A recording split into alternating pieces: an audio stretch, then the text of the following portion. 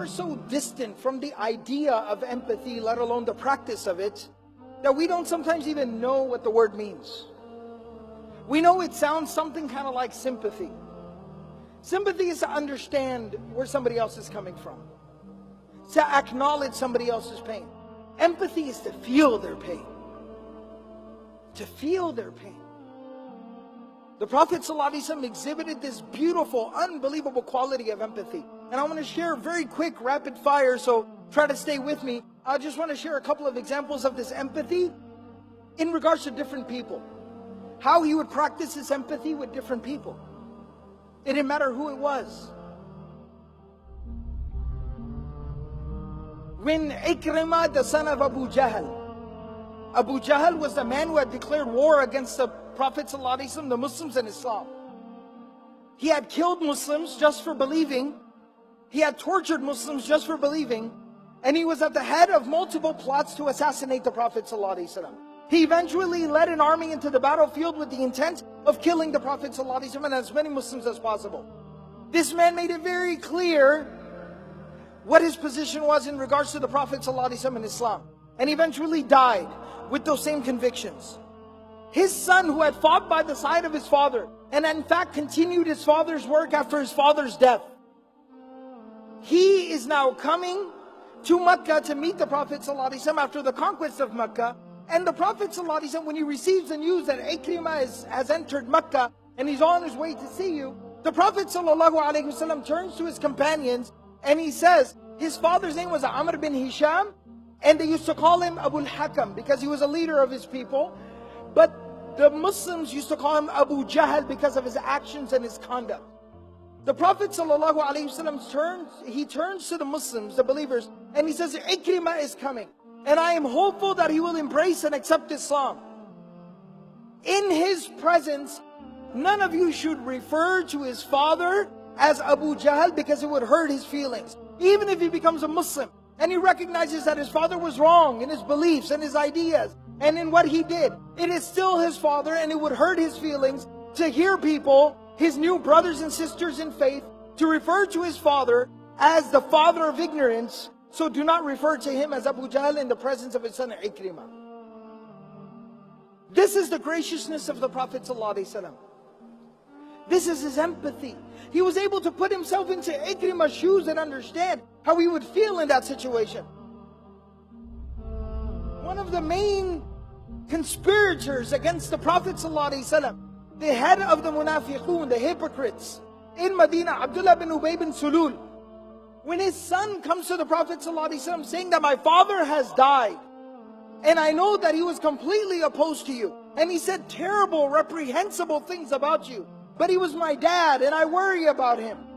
The Prophet ﷺ on the spot removes his shirt, takes off his own shirt, and he gives it to him and he says, wrap him in this, use this as his shroud and bury him in that. What would we do to have the shirt of the Prophet ﷺ? Can you imagine being buried in the clothing of the Prophet ﷺ? What an honor. What a blessing. And even though Allah subhanahu wa ta'ala made it clear, this would not forgive his sins and what he had done wrong. But the Prophet ﷺ at that time is thinking of the son and putting himself in the son's shoes. Imagine what he feels like losing his father. That's empathy. The Prophet of Allah sallallahu alaihi wasallam, very touching story. His grandson Hussein radiallahu ta'ala anhu, the son of Ali and Fatima radiallahu ta'ala anhuma. Hussein radiallahu ta'ala anhu, he was the younger of the two brothers, Hassan and Hussein radiallahu ta'ala anhuma. May Allah be pleased with both of them. The younger one, he used to stutter. He had a very severe stutter, to the point where he could not even complete a sentence. It would take him forever to finish a sentence. And what makes it even worse is, as a child, this is very, very traumatic and very detrimental to the development of a child. What makes it even more difficult is the fact that the older brother, Hassan radiallahu anhu, was very, very eloquent and well-spoken and a very gifted public speaker. So think about the pressure that put on the younger brother, stuttering so much. And so he used to stutter so much. And you know, when kids start to get a little bit older, they're 4 or 5 years old, they start to develop a little bit of, courage, and they like to talk. One time, the Prophet ﷺ is sitting with quite a few companions, and his grandsons are sitting with him, and the younger one who stutters, he starts to chime in and say something. Because they love their grandfather, they're used to talking to him, he starts to say something. And the Prophet ﷺ used to afford each and every person so much respect that when somebody would speak, he would become quiet. He would not just turn towards them with his face, he would turn towards them with his chest, and he would look at them while they spoke.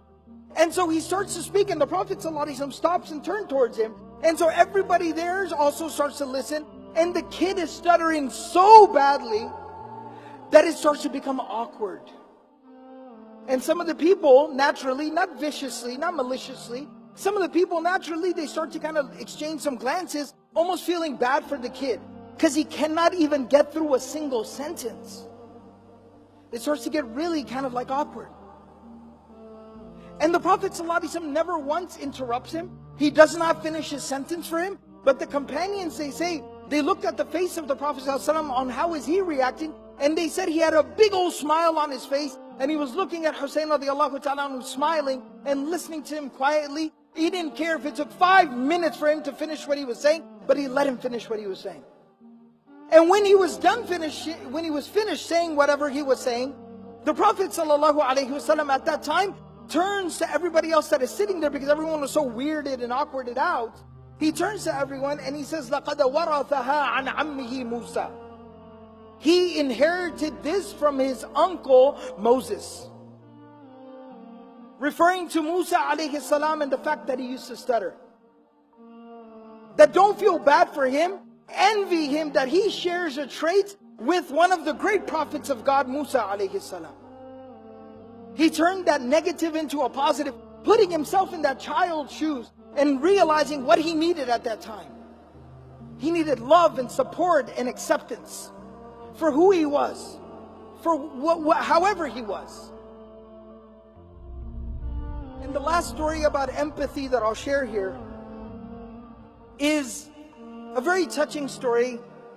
Bashir radiallahu ta'ala anhu, a companion of the Prophet ﷺ, he was an Ansari. He had gone out for one of the campaigns, the military expeditions. And when the Prophet ﷺ did not go on this particular journey, so when they would return back, he would go outside of Medina to welcome them back. And all the kids whose fathers had gone out, they would also go out there to welcome their fathers and their brothers and their uncles, etc. home. So they're out there and they're all waiting for people to come back. And as slowly everybody is coming back, and the Prophet ﷺ would wait, and then he would come at the back of the army. He would be at the end watching over everybody, the shepherd. And the son of Bashir radiallahu ta'ala anhu is standing there, climbed up on a rock looking for his dad. And he sees people keep on coming. He keeps asking, have you seen my dad? Have you seen my dad?